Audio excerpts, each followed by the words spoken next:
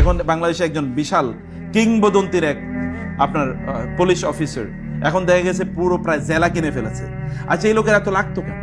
এখন তার অবস্থা কি? এখন বেইজ্জতি হইতেছে কে? এখন সম্মান যাচ্ছে কার?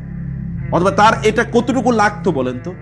তিনি ভালোভাবে থাকতে হলে কতটুকু লাগতো? অথবা অন্যান্যদেরও এরকম আরো অসংখ্য আপনাদের সামনে আছে। কতটুকু আপনার লাগতো? তাহলে সফলতা কি? অনেক সম্পদের মালিক হওয়া? মনে রাখবেন, সফলতা হলো জাহান্নাম থেকে বাঁচা। আপনি কোন প্রতিষ্ঠানে সিইও হয়েছেন, এমডি হয়েছেন, অথবা ওইখানকার চেয়ারম্যান হয়েছেন, মালিক হয়েছেন, কিচ্ছু যায় আসে না। এগুলো কিছু যায় আসে না। আপনার এই সম্পদের মালিকই তো আপনি না। আপনি অনেক টাকা ইনকাম করে, তা কি? তাতে কি আসে যায়? আপনার চেয়ে কি কম টাকা লোকেরা ইনকাম করে নাকি? অথবা এই টাকা আপনাকে কয়দিন বাঁচিয়ে রাখবে?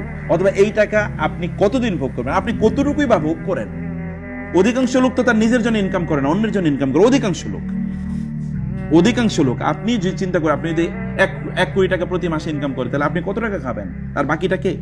বাকিটা কার জন্য? সম্পদের মালিক হওয়া সফলতা না।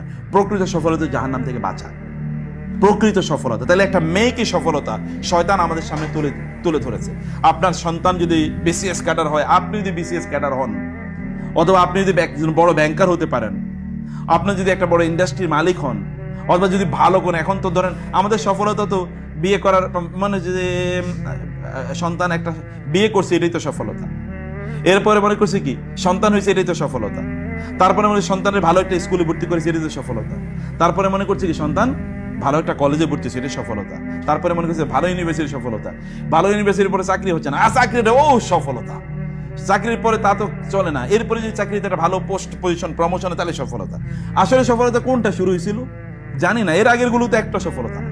যে বাচ্চা আপনার জন্ম নিয়েছে, একে আপনি কি কোনো সময় আদর করতেন, পরবর্তীতে আদর করতেন এবং মনে হচ্ছে ওরে খায়া ফেলায়, এত সুন্দর লাগে বাচ্চাকে, চুমু দিয়ে মনে হচ্ছে না আপনি খেয়ে ফেলবেন, কিন্তু কোনো এক সময় ওর আচরণ মনে তোর আজকে খাইয়াই ফেলাবো। আগের খায়া ফেলানো আর পরের খায়া ফেলানো কি একরকম হলো? একরকম না। তাহলে সফলতা আসলে কোনটা? সফলতা আর আমরা আসলে আমাদের মানদণ্ডই নাই। মূল সফলতা যে হারিয়ে ফেলছি, এই জন্য ওয়াজাইয়ানা লাহুমুশ শাইতানু আমালাহুম ফাসাদ্দাহুম আনিস সাবিলি ওয়া হুম মুরিদুন। আল্লাহ তাআলা বলেছেন, শয়তানের কাজ হচ্ছে আপনাদের কাছে দুনিয়ার বিভিন্ন জিনিস যেগুলো ব্যর্থতা, এগুলোকে সফলতার মতো করে উপস্থাপন করা। এটা টেলিভিশনে বিজ্ঞাপনের মতো।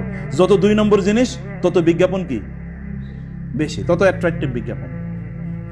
যত 2 নম্বর তত 1 নম্বর হিসাবে দেখানো হয়, তত বিজ্ঞাপন ভালো হয়। শয়তানের কাজ হচ্ছে বিজ্ঞাপন দিয়ে প্যাকেজিং করা, অ্যাডভার্টাইজিং করা, এটাকে মনোক দিয়ে সুন্দর করে